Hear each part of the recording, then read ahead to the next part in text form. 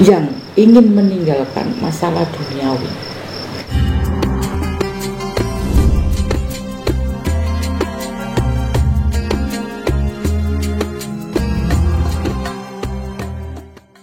Assalamualaikum warahmatullahi wabarakatuh. Salam sejahtera untuk semuanya. Salam sobat Kilas Masa.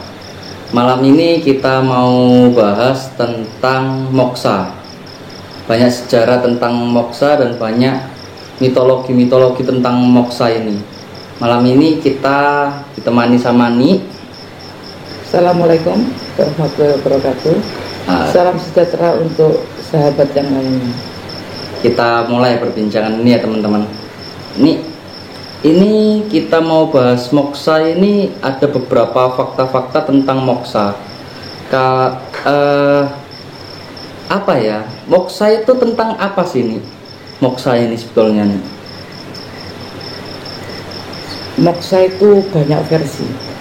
Banyak orang yang tidak mengerti tentang moksa. Moksa itu berasal dari bahasa Sanskerta muk, artinya pembebasan.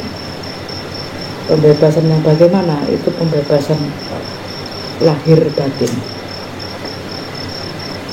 Itu moksa, pembebasan. Jadi ada beberapa tingkatan sih pembebasan, dan ada cara juga.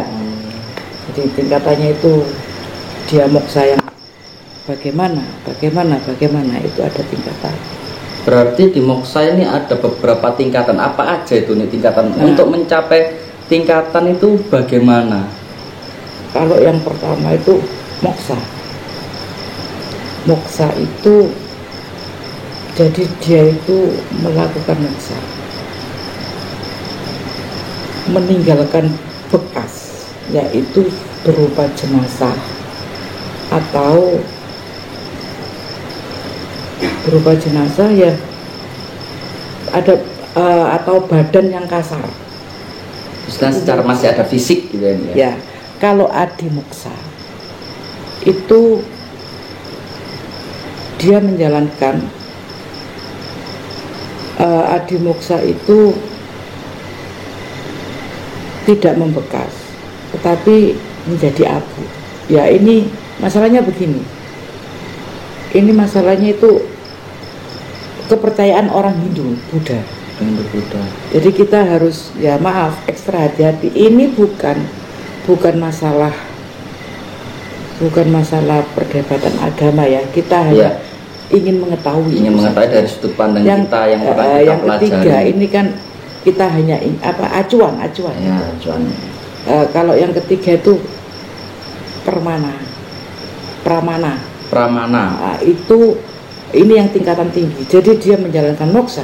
Kalau sudah dia ke pramana itu hilang, tidak membekas. Nah, yang pertama tadi moksa, dia membekas menjadi jenazah atau bentuk badan yang kasar. Ya maaf, entah itu patung, entah itu apa gitu. Kalau yang kedua adimoksa, itu dia ini berupa debu. Jadi berupa debu gitu. Enggak, moksa sendiri itu apa? Orang yang ingin meninggalkan masalah duniawi, atmanya itu ingin disatukan ke Brahmana. Itu kalau cerita di agama Hindu. Ya. Makanya atma, jiwa itu baik. Jiwa inilah yang untuk menuju ke moksa. Ini sebenarnya ajaran ini sampai sekarang harus tetap dipakai. Makanya kita harus memelihara jiwa kita secara baik. Ya. Secara baik itu apa? Lebar itu nanti. Di agama manapun juga kita adalah pasti harus mempunyai jiwa yang baik. Tutur kata yang sopan santun pasti ada, teman-teman. Kenapa ada tingkatan itu nih? Nah yaitu karena mungkin dia waktu menjalankannya itu niatannya apa, begitu loh. Kan mereka punya niatan masing-masing. Niatan masing-masing seseorang itu ya nih ya. Iya. Dari level mana, tingkat mana itu nanti ditentukan sama Maha Kuasa sendiri atau jadi bagaimana? Begini, seperti kamu mau ya, enggak kamu ya, ini moksa. Ya. Itu seperti satu, kalau saya umpamakan apa ya? Ya seperti instansi ya. Kamu masuk ke polisi. Nanti di situ kamu dipecah kan. Memang namanya polisi, sama ini moksa. Tapi nanti kamu dijadikan reserse, satlantas atau apa. Oh, jadi seperti masuk ke tadi definisi masing-masing tadi. Ini ada moksa, ini ada adi moksa, ada pramana moksa. Iya. Oh, sepertinya.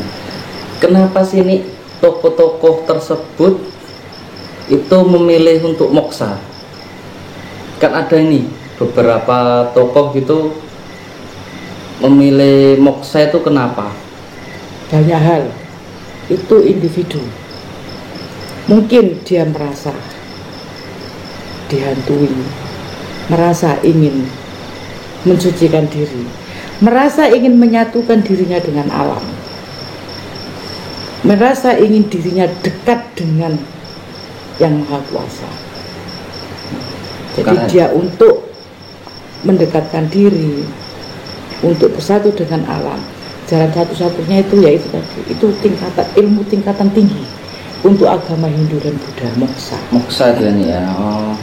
Kalau dari Indonesia sendiri, kita berbicara dari segi Indonesia. Bentar, saya jelaskan. Untuk menuju ke moksa itu ada 4. Oh, untuk menuju ke moksa berarti ada 4 jalan. Ya, ada 4 jalan menuju moksa. Dari kenapa moksa ini ada beberapa jalan lagi ya? Bukan dari 3 tadi ya? Oh, itu kalau yang 3 itu bukan jalan, itu akhir. Jadi berjadi. Kalau kamu masuk ke kepolisian, kamu ditaruh di satlantas. Ini pengertian saya. Iya. Saya kalau pengertian mungkin berbeda dengan yang lebih mengerti ya. Mohon maaf, ini hanya acuan. Kita sama-sama belajar. Betul. Jadi ini kalau kamu mau jadi moksa, adi moksa, pramana moksa itu tadi. Dan untuk menuju ketiga ini ada 4 jalan. Oh, ada 4 jalan lagi ini ya. Masih ingat ya, kalau ada jasa marga itu jasanya jalan. Di sini marga itu dari bahasa Sanskerta. Pertama bhakti marga yoga. Yang kedua dharma. Karma marga yoga. Yang ketiga janana marga yoga. Yang ketiga raja yoga. Yang keempat raja yoga. Ini tingkatan paling tinggi. Yang pertama, orang bisa menempuh ini. Jadi ini bisa dipilih. Bukan kita harus lewat 1, 2, 3, enggak. Jadi 4 tingkatan ini kamu boleh memilih yang mana. Kamu boleh memilih mana untuk yang menuju ke arah 3 tadi. Ya. Oh ya. Kalau yang bhakti. Ya. Bhakti marga. Bhakti itu apa sih? Bhakti. Jadi kita itu betul-betul berbakti kepada Tuhan yang Maha Esa, Allah Subhanahu wa Ta'ala. Jadi cinta, kasih, tulus, semuanya ikhlas dia lakukan.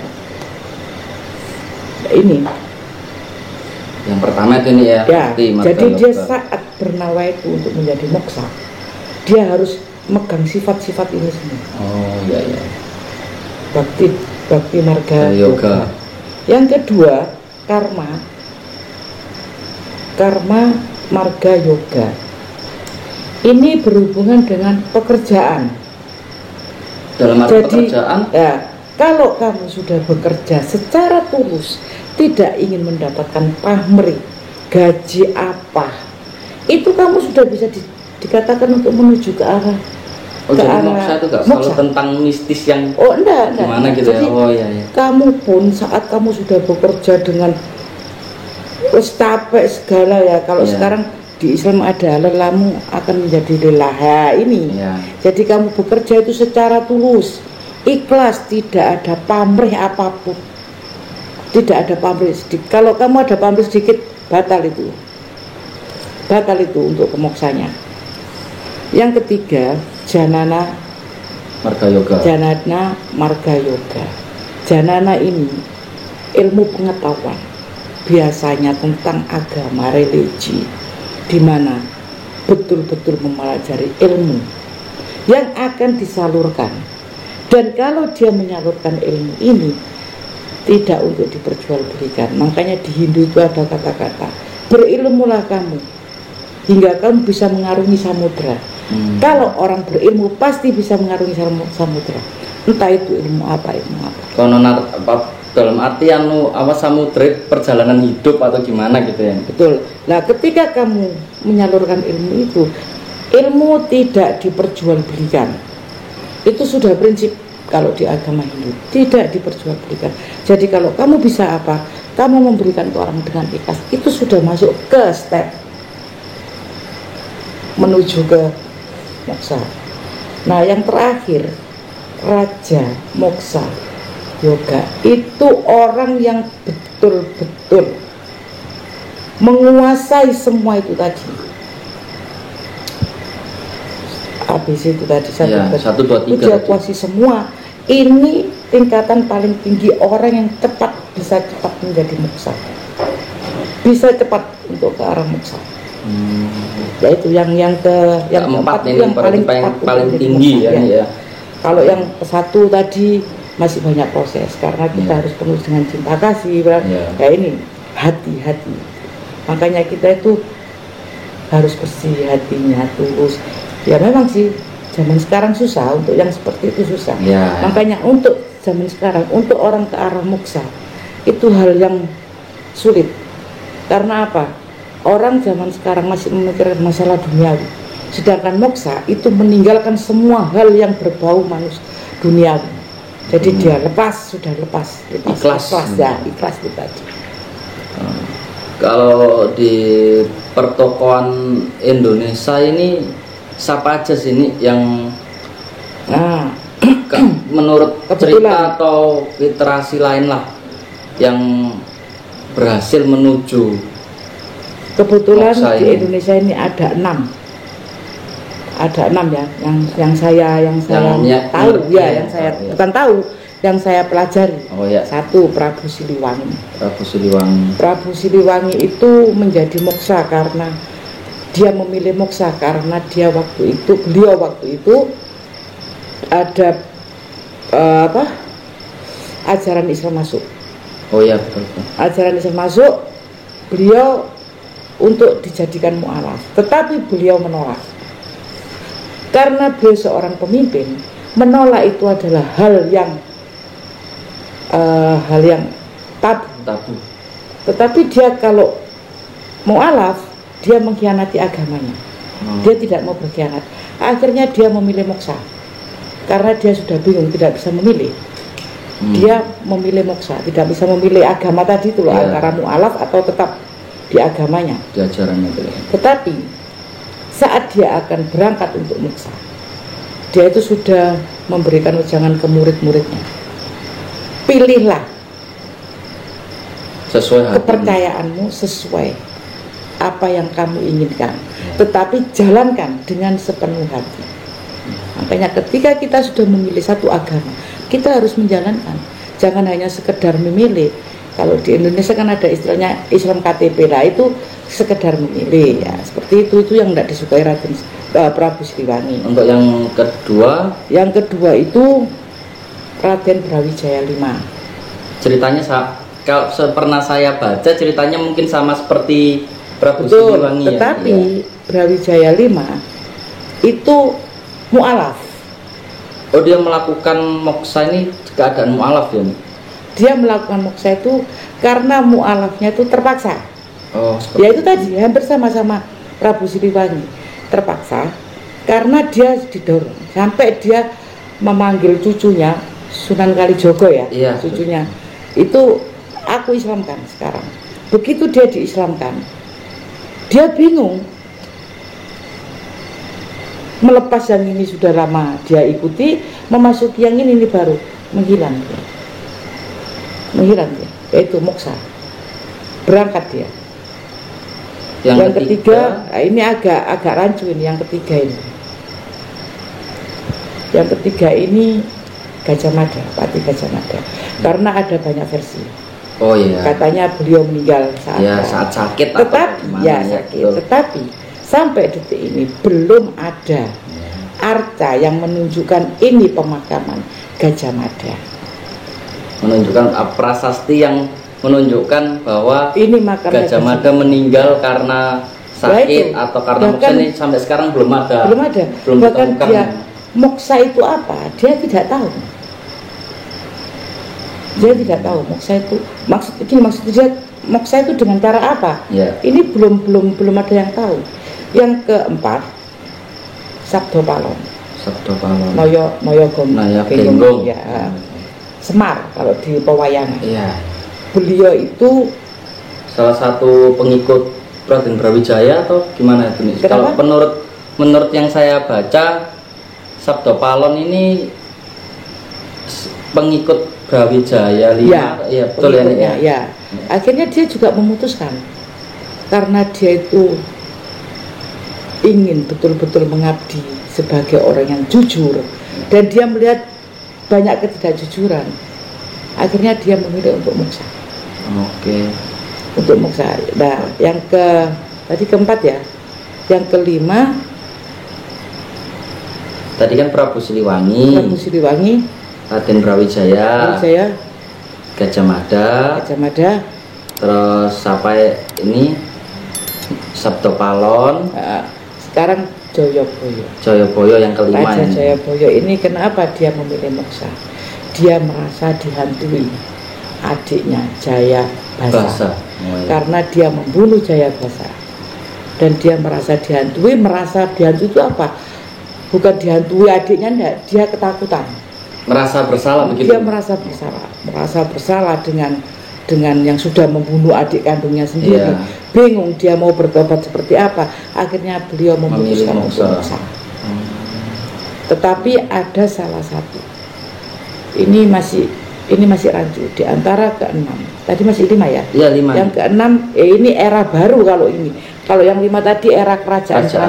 Kalau ini eranya Pak Karno Supriyadi. Oh, pahlawan yang Supriyadi ya. Karena dia itu makamnya banyak. Kalau pernah saya buka googling itu, makam Supriyadi itu banyak itu. Banyak. Bahkan ada di Blitar, ada di sini. Iya. Nggak ada. Mana ada satu jasad makamnya banyak? Iya. Nggak ada. Nah, kalau Supriyadi ini ada yang mengatakan juga moksa gitu ya. Dia itu kan dijadikan pemimpinnya waktu zamannya Romo Said. Waktu itu apa ya namanya? PETA, Pembela Tanah Air. Iya kalau nggak salah ya. Ya itu. Tapi Supriyadi sendiri merasa tidak sesuai dengan nuraninya beliau. Akhirnya ketika waktu mau pelantikan dijadikan komandan itu tidak ada sampai detik ini. Bahkan tentang sejarah beliau sama kayak Gajah Mada ya, tentang sejarah beliau meninggal sakit atau kemana itu tidak ada ya. Jadi tidak ada. Banyak. Jadi kita menceritakan ini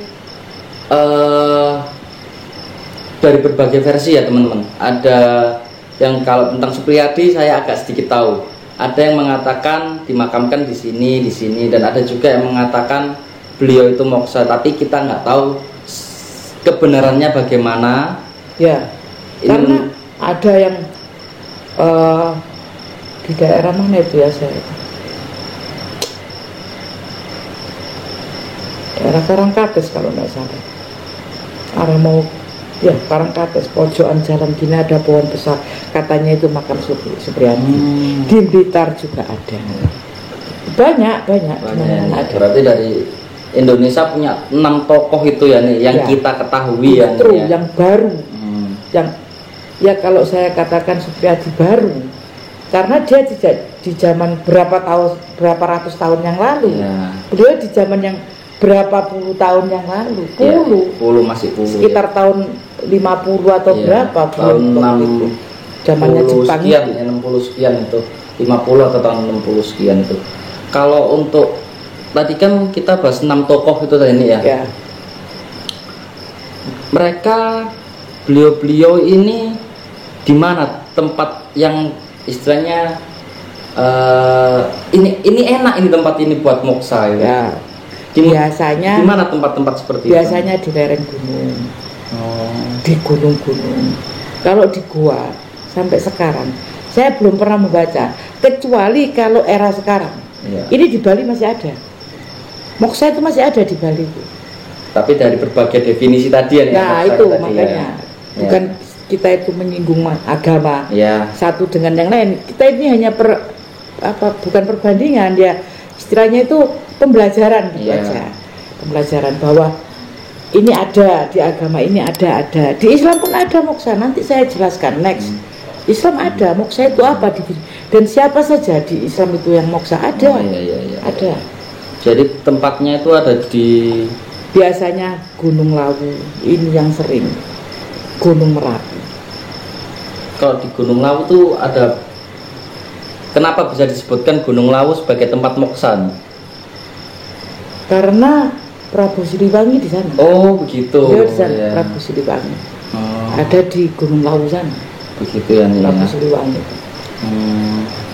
Jadi kalau beliau-beliau dulu berpikiran ingin moksa itu istilahnya ke tempat-tempat yang hening, Ya, yang karena jauh dia ingin dari menyatukan jiwanya dengan alam.